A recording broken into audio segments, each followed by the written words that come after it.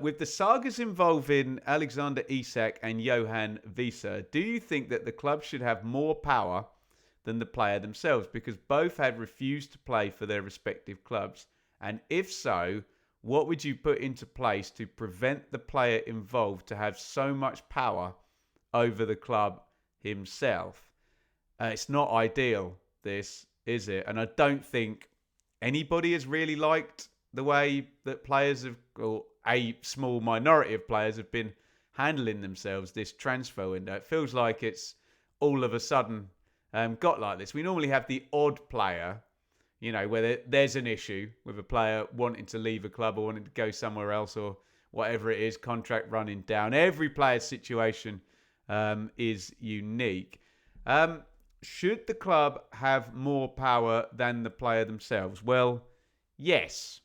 The institution that is paying the individual, once the individual has signed the contract. You see, we're getting into the murky things of the freedom of the individual. But unfortunately, so the freedom of the individual is here. And that freedom is they can do what they need to get very good at football. And then they have the choice to sign and, go wherever they want and agree to whatever terms of a contract that they agree to. So the individual does get freedom up until the point where they sign it away, don't they? You can't as a player or, in any situation in life, complain about your individual freedom and rights when you've signed it away. I know people would argue in certain more important examples where, it's not necessarily just involving which football club a football player plays for, that, people are forced into signing their rights away. That's a different social discussion. In football, look, these people are mega talented, mega sought after, super assets with agents helping them out from very, very young ages. So you can see my kind of view is really with the clubs and, ultimately with the fans, because I'm not a football player. I suppose I'm a pundit of sorts here on YouTube, if that's worth anything. But no, I do believe that the clubs should have more power than the players, and the players do have power before they sign the contract in terms of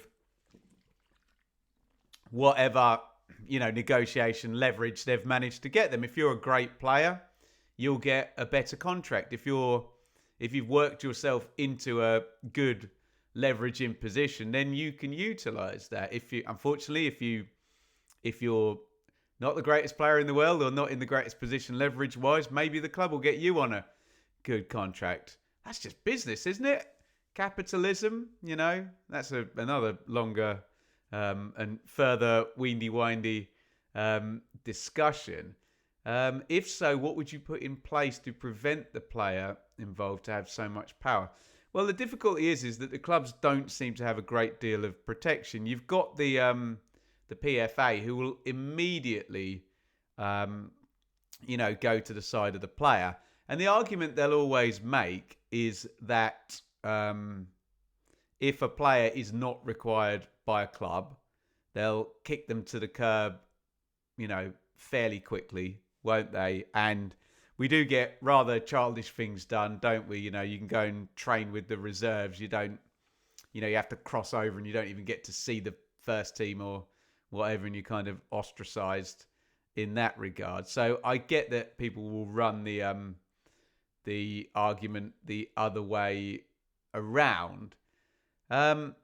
But again, I go back to the fact that if you sign, not even in football, it's like, so I'm a musician and there's often situations where you'll have agreed to do a gig with someone and then somebody else offers you another gig on the same day for more money.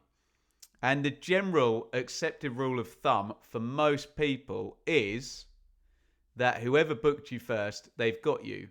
And even if you can get double money elsewhere, then, you do the gig that you're booked on. That was and there's often no contracts on that. That's literally a handshake agreement, and you could easily get out of it. No one's going to sue you for one gig. But this is where negotiation comes in, because then, if I've got a very good relationship with person A who I'm booked with, and I say to them, oh, look, man, there's a really good payer over there. If I can sort you somebody else to do that, and this is enough notice and all of that, and we're still cool, and I'm going to phone you up and talk to you about it like a professional, then, you can often sort a solution. Whereas the worst thing possible is where communication breaks down and, well, probably the worst thing you can do is just send an email.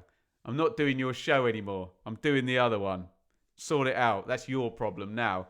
And I guess that's what players, we're talking about Isak and Visa. It's very interesting that one of them is leaving Club A and the other one's arriving at Club A. It's the same club. So I suppose Newcastle have got the worst of this and then, kind of capitalised on it a little bit. My own club, Ipswich Town, Amari Hutchinson, maybe it got a little bit, or let's say handled a little bit better. Maybe it didn't quite go as far as the sort of Isak and Visa things did. But hey, I guess the further up the ladder you go, the more money that is involved, the higher likelihood of, people are going to go the extra mile to get done what they can get done. So when the communication breaks down, you're pretty screwed. And I'm sure the players in these situations will argue, you don't know the whole story, you don't know what's happened, you weren't there, and all of that is true. But in that instance, that surely the contract is king and your honour is king.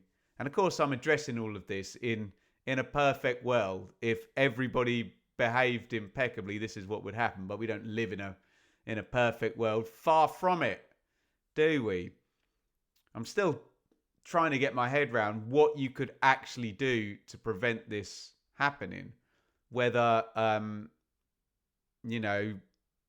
whether there can be some kind of penalty to the player, that's not necessarily enforced by clubs, but maybe by the Premier League. But then you'd get a real burden of proof thing of, oh, I'm not available to play.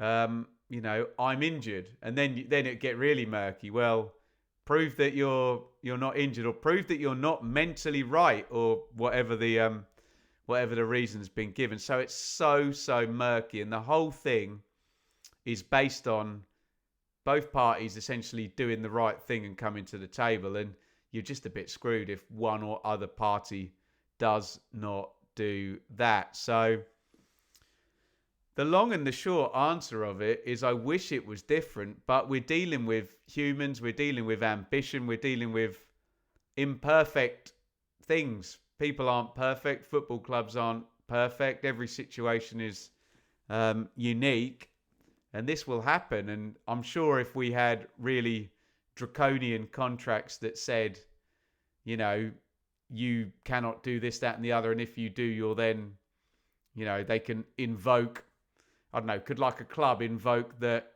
you're basically put on gardening leave and the PFA has to pick up the tab. So, if the player decides he's not going to play, he can't play for anybody. And the PFA has to contribute an agreed amount to his salary, and he just sits out the season. And, what a waste of time that would be. So it does strike me the players always win in the end. Is that right? Am I right to say that?